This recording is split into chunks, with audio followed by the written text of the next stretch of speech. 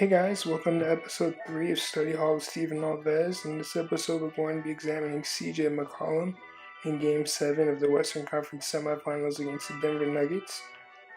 So please make sure you like, comment, and subscribe, and let's jump straight into this. Alright, so the first thing in this episode we're going to discuss is CJ McCollum's ability to sneak a ball screen. So what sneaking a ball screen is CJ right here is going to get that screen from Al-Farouq Aminu. Instead of dribbling towards the outside of Paul Millsap, CJ is going to dribble towards the inside of him. So CJ is going to cross over Paul Millsap right here to get himself into the middle of the floor. And what that's going to do is it's going to allow for more opportunities for him and his teammates because the defense has to go in zone unit, right? Because NBA players and high-level basketball players are way too dangerous when they get to the middle of the floor. And so the defense itself starts to become worried and starts to become panicked and wants to stop him from creating opportunities. So you see right here, he's going to come, jump stop, and he's going to finish, right? Strong move by CJ. All right, so someone that we used to see do this a lot was Steve Nash when he was with the Phoenix Suns. So here you see Steve Nash going up against Dwight Howard, right? So what Steve's going to do is Steve's going to go and dribble towards the inside of Dwight instead of the outside because he knows that once he can get Dwight to shuffle his feet, Steve's quicker. So Steve's going to have the advantage. He's going to be in front of Dwight, which is going to let him get in the middle of the court, right where that paint is, super empty, super wide open. So Steve's going to go and cross over Dwight, take it inside himself, and finish with his left hand. So let's watch this right here. And just keep an eye on how many of the white defenders were all sitting there concentrating on Steve Nash, right? So you see everybody from Orlando just go over towards Steve Nash. A lot of people are open. So Steve didn't have to finish that himself, but he did. And he had multiple options offensively.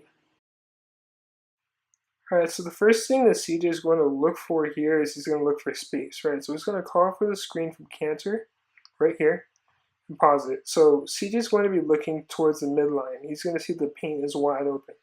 So that's why he knew that right now would be a great time to go and snake the ball screen because he knew that, like just going back to Steve Nash, right? If he can cross over and get Nikola Jokic to shuffle his feet, he's going to be able to get in the paint and be able to finish over the top, right? So this is what he's going to do. And right there, he's going to kill it. So this one right here is a little bit different, but it's still a similar concept, right? So CJ's going to get the screen here from Zach Collins. So he's going to go and attack the outside again. Jokic was expecting him to go towards the middle because that would have been Jokic's inside. But what happens is CJ crosses over and goes over back towards the outside of Jokic. And he's able to find a jumper there. Why? Because he has space, right? So Jokic expecting him to go towards the outside doesn't expect him to go opposite and switch over to the right hand. And so what that does is that creates space as Jokic is backing down, expecting him to drive. And now CJ is able to go and pull up for the three right here. Okay, so right here we're going to see Cantor come over and set the screen for CJ. So CJ, knowing that Jokic thinks he's going to go towards the outside, gets Jokic going in that direction and then crosses over and sneaks to his left.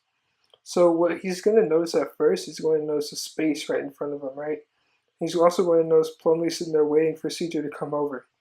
Plumlee's a bigger defender. He's athletic. He's strong. He's going to go try to block CJ's shot. CJ knows that. So when you're a guard at the higher levels, it's so important to have something that we call a giant killer, which is going to be CJ being able to float the ball over the top. Yeah, he might miss this shot, but 9 times out of 10, if I'm CJ, I'm taking this every day. So here we're going to see CJ come and snake this screen right here from Cantor, right? Same thing, get Jokic off of his feet because Jokic expects him to go in one direction. But CJ's going to notice the big gap in the paint, right? And he's going to see there's only one person, and that's Jamal Murray, that's back on the baseline. Everybody else is all lifted on the defense. So CJ knows that if he can get there and have the advantage, no one's going to be able to get there quick enough to stop him. And he's going to have an easy finish, right? So CJ's going to go and take it, and it's an easy 2 points. So here we're going to see CJ come down and request his screen from Zach Collins.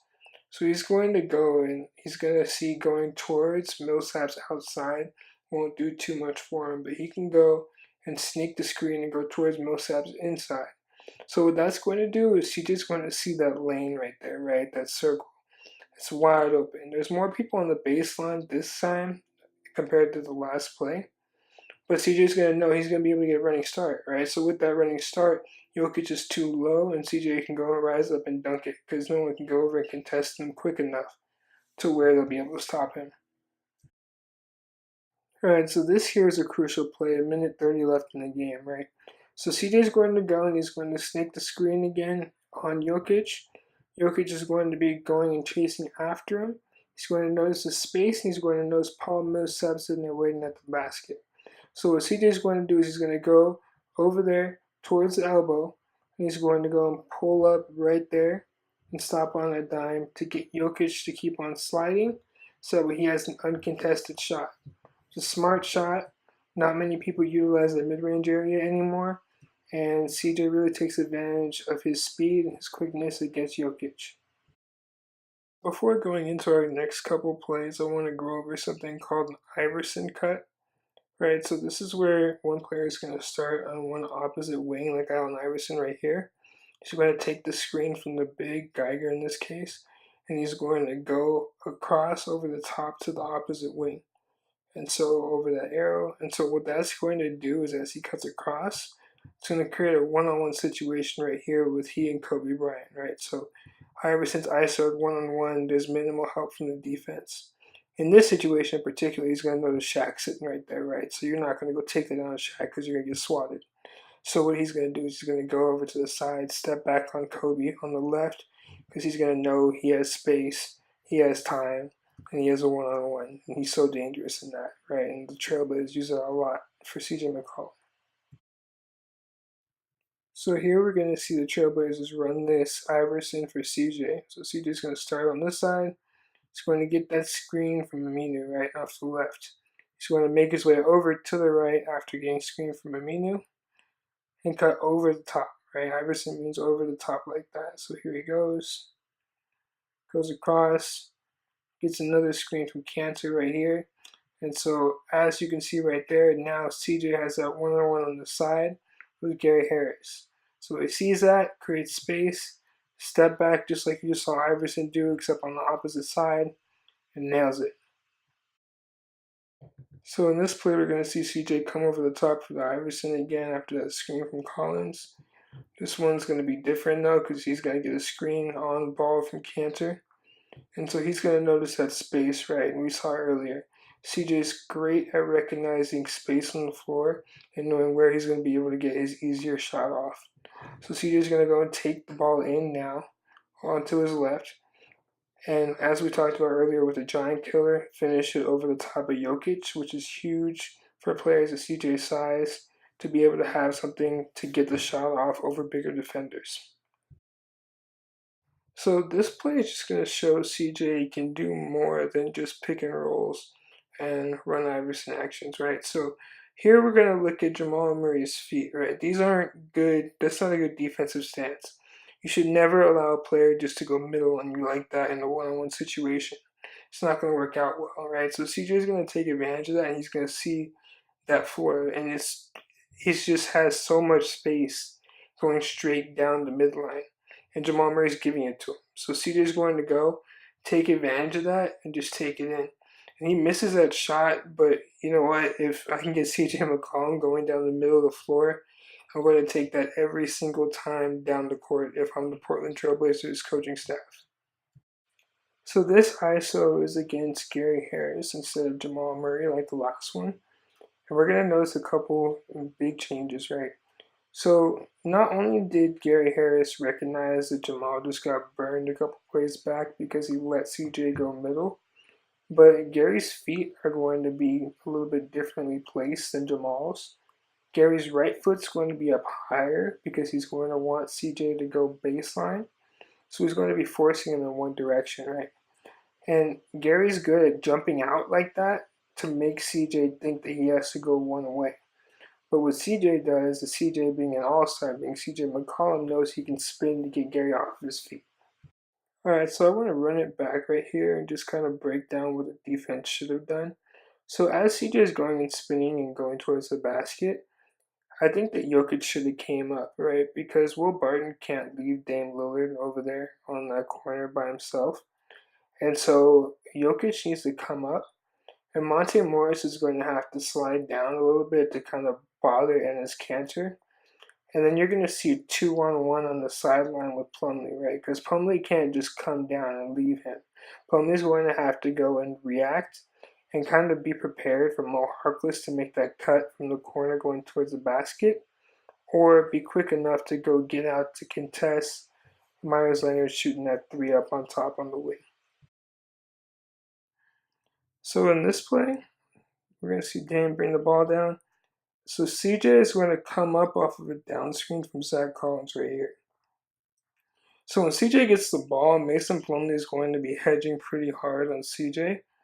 And to me, I mean, that's just a read you have to make, and you have to go swing the ball over to Zach Collins because he's wide open. And so that's going to bring Paul Millsap up, and it's going to create a 2-on-1 with Zach Collins and Evan Turner against Paul Millsap that close to the basket. It's almost guaranteed points. And just taking that in by yourself like that when you have an easy opportunity like that in the fourth quarter, it's going to be hard to convert. And you really have to make sure you're on top of whatever easy opportunities you can get, especially in the Game 7 of a playoff game. So this is the last ISO play we have from CJ. This essentially is probably the shot to put them over the edge to win the game. You see right here, CJ has a one-on-one with Torrey Craig. Torrey Craig's a good defender, right? So you're going to see Torrey Craig's feet, right? We talked about it earlier. You want to force him towards the baseline. You don't want to let him go middle. But CJ knows that Torrey Craig expects him to go towards the baseline. So what CJ is going to do is CJ is going to take that, and he's going to cross over to get Torrey Craig off his feet and make him see the unexpected and go and pull up at the elbow. Because he knows he's going to be able to stop on a dime and step back and be able to get that shot off. So the last few things I want to go over in this episode is CJ's hustle.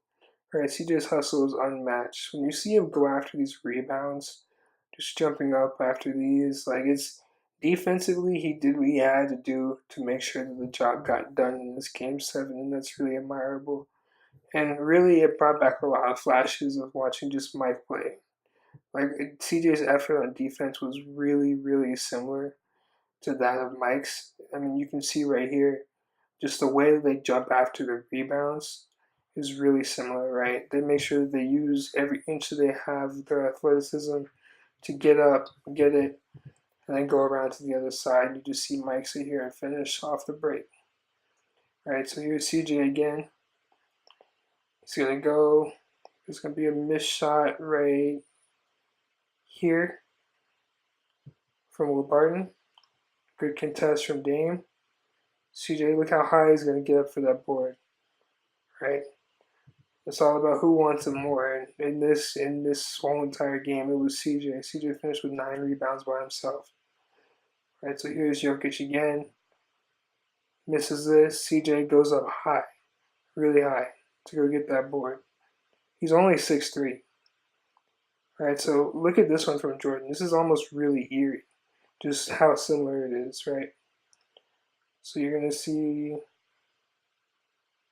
right here, this missed shot from Brad Daugherty. Look how high up Jordan gets, right? And look how he gets that board. So with that, Jordan's able to go on the break, hit the wide open Pippen, 2 points, easy. Okay, but look at this. I'm just going to replay this one more time so you can see how alike it was between Jordan and McCollum. So look at that rebound by McCollum, right? So now look at this rebound by Jordan. The way how they got it, how far up they got, it was all really similar. I just thought that was really insane. So here's CJ again. It's just that effort, right? Rebounding is all about who wants it more. Game 7, winning it is all about who wants it more. Who wants to go on to the next round. And so this play was huge, right? This was the block that Jordan had on John Stockton in Game 6 of the Finals in 1997. So that's huge, right? It's big time, big moment. It was in the fourth quarter. Jordan just knew what he had to do to get the job done. Goes up, pins it against the glass, right? And so here's CJ, game 7. CJ comes from behind, fourth quarter, game 7, blocks Jamal Murray right there. See, CJ's effort just in this game was admirable, and there really isn't much that could be said about what he wanted to do to get this game won. Thank you guys for tuning in to episode 3 of Study Hall with Steven Alves. Make sure you go follow on Twitter at Steven the GM. Go follow our Instagram at NBA Study Hall, my personal Instagram at SwaggyS5. And be sure to look forward to more episodes of Study Hall. If you guys have anyone you want to see, any recommendations, please make sure to let me know in the comments, or make sure to reach out and I'll see what I can do. But until next time, thanks guys.